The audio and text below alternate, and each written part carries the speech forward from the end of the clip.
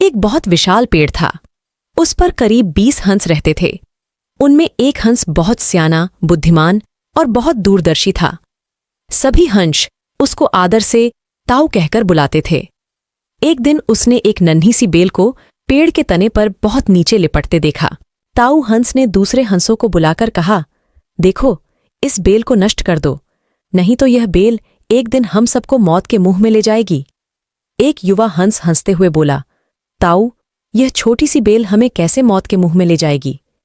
ताऊ हंस ने समझाया, आज यह तुम्हें छोटी सी लग रही है, धीरे धीरे यह पेड़ के सारे तने को लपेटा मारकर ऊपर तक आ जाएगी।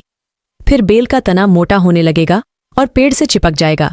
तब नीचे से ऊपर तक पेड़ पर चढ़ने के लिए सीढ़ी बन जाएगी। कोई भी शिकारी सीढ़ी के सहारे चढ़कर हम तक पहुंच जाएगा और हम सब मारे जाएंगे। दूसरे हंस को यकीन न आया और बोला, एक छोटी सी बेल कैसे सीढ़ी बनेगी?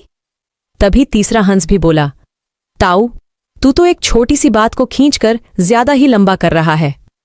एक हंस बड़बड़ाया और कहा, यह ताऊ अपनी अक्ल का रौब झाड़ने के लिए अंट शंट कहानी बना रहा है।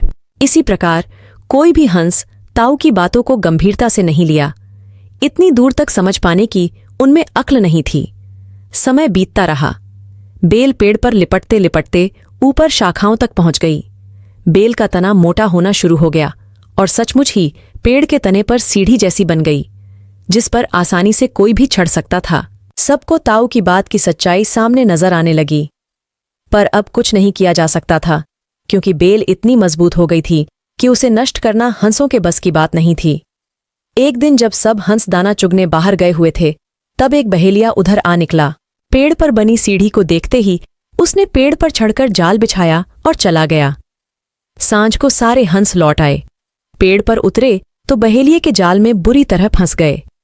जब वे जाल में फंस गए और फड़फड़ाने लगे, तब उन्हें ताऊ की बुद्धिमानी और दूरदर्शिता का पता लगा।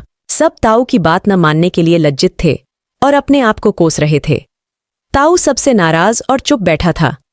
एक हंस ने हिम्मत करके कहा, ताऊ, हम मूर्ख हैं, लेकिन अब हमसे मुंह मत फेरो। दूसरा हंस बोला, इस संकट से निकालने की तरकीब तू ही हमें बता सकता है। आगे से हम तेरी कोई बात नहीं टालेंगे। सभी हंसों ने हामी भरी।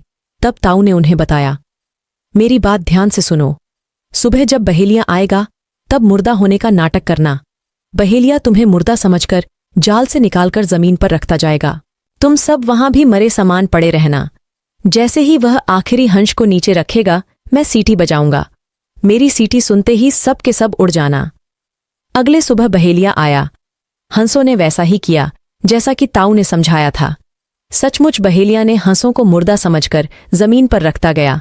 बहेलिया के अंतिम हंस को जमीन पर रखते ही ताऊ ने जोर से सीटी बजाई। सीटी की आवाज को सुनकर सारे हंस उड़ गए। बहेलिया अवाक होकर देखता रह गया। इस तरह समझदार ताऊ हंस ने सभी हंसों की जान बचा ली।